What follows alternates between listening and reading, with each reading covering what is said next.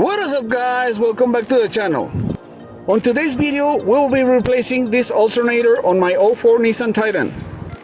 But before we get this video started, let me remind you all that we are a bilingual and international channel, and we post 2 new videos each week and 1 tool review each month in English and Spanish. With that being said, let's get to the video. Last week, this alternator broke down, and the funny thing is that I didn't know that it was bad. I thought it was the AC fan or the tension pulley, but none of those were, and the engine was making a terrible sound.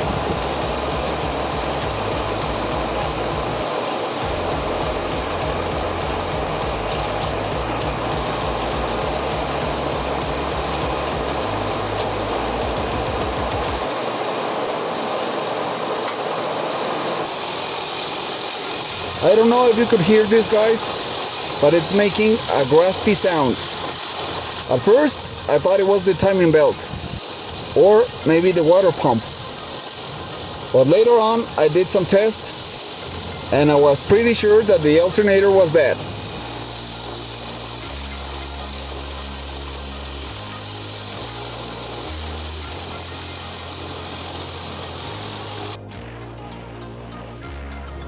The first test that I did, it was with a multimeter. We check out if the battery was charging or not. And we found something that I've never seen before.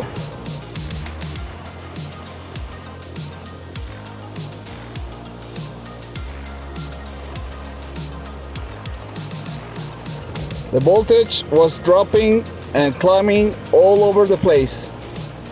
And when I let this truck sit for a couple of days, the battery goes bad.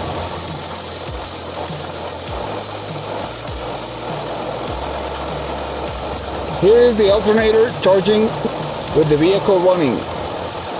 It is at a normal range, but the voltage goes up and down. And when you're driving the truck on a stop sign or a stoplight, sometimes it wants to die.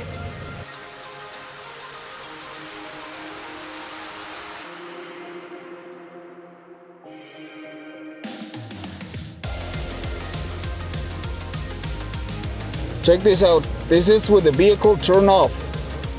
Why is the voltage climbing up?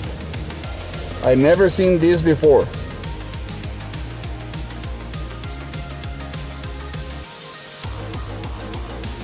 I am gonna run a second test, and I need to improvise. I already ordered a mechanic's stethoscope, but since I need to run this test right now, I am using a PVC pipe. You put one end on the engine and the other end over your ear. And when you move it around, you could hear if something is grasping or knocking. And I'm pretty sure it's the alternator. So we're gonna unplug the battery in order to remove the alternator. I always remove the negative terminal first, just in case you touch something with the ratchet, and that way you don't ground the positive terminal and short out the vehicle. I bought this new tool on Amazon, and I am gonna try it out, and later on I'm gonna do a tool review on this tool.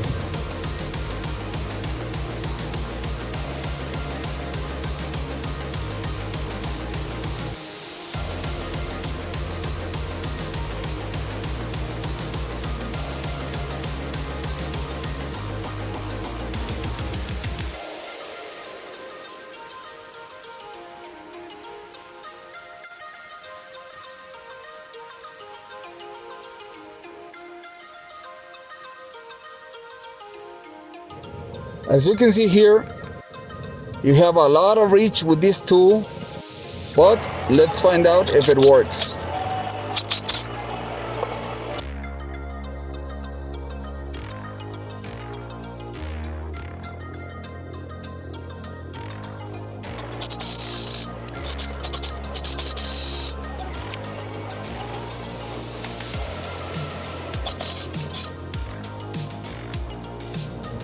I removed the wheel liner to get more access, and that way you guys could see what I need to unplug and what bolts do I need to take off.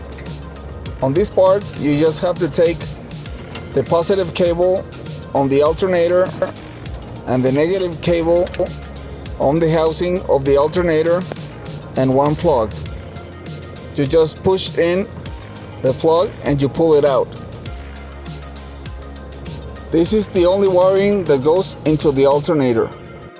But you have to be careful when you're removing these, because sometimes the wiring is very brittle and you can have some problems on the future.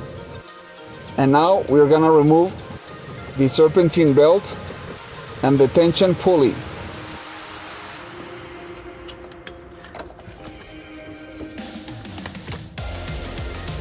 In order to remove this alternator, we have to remove the power steering reservoir and some hoses to pull it out from the top of the engine. You could also do it from the bottom, but you are gonna have to remove a plastic shroud.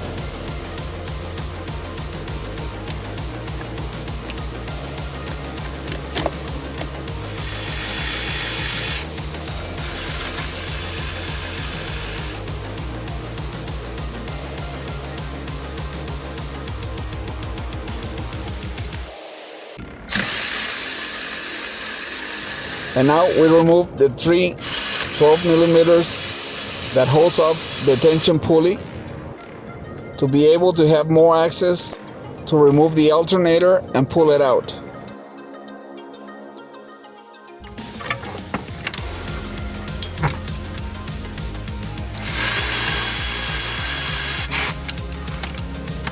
And now it's time to remove the alternator. It's held on just by a long bolt on the top of the alternator and a metal bracket on the bottom.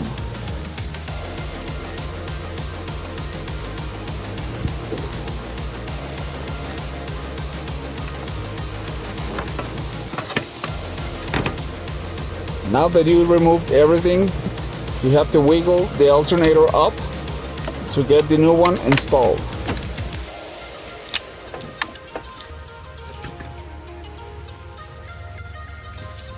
And now we install the new one.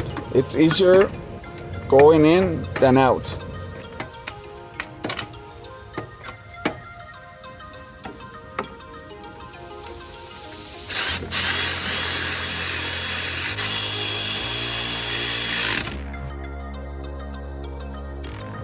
This is all the wiring that goes into the alternator. This is the plug that you have to squeeze the tab on the back and pull it towards you to get this unplugged. And there is just the positive side and the ground.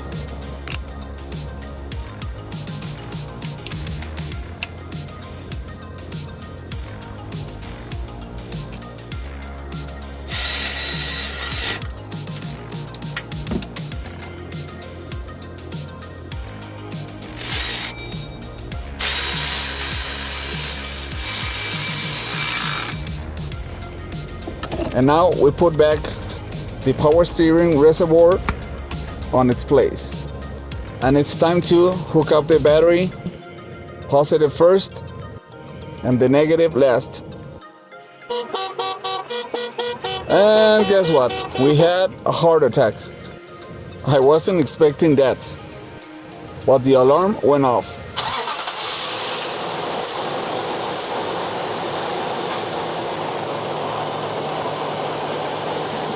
Now let's see if everything is working fine. Oh, by the way, I replaced the serpentine belt with a new one. The one I had, it has one string short than the original one. So I replaced this with the 7-quart serpentine belt. And as you can see here, there's no check engine lights, no battery warning lights, and the voltage meter, it's working just fine.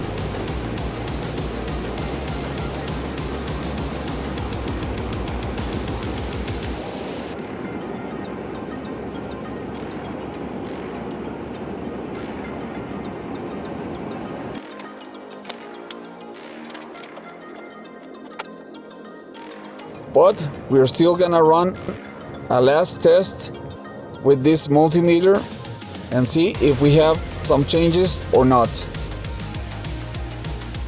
For starters, the battery voltage is real stable and a bit higher than last time. And when you start the vehicle, it is charging a little bit more. And the reading doesn't go up and down like it used to. And also, the noise went away. The truck is running smooth as always. Let us know in the comments what you think about this video and if you are having some similar issues with your vehicles. Thanks for watching. Please like, share and subscribe.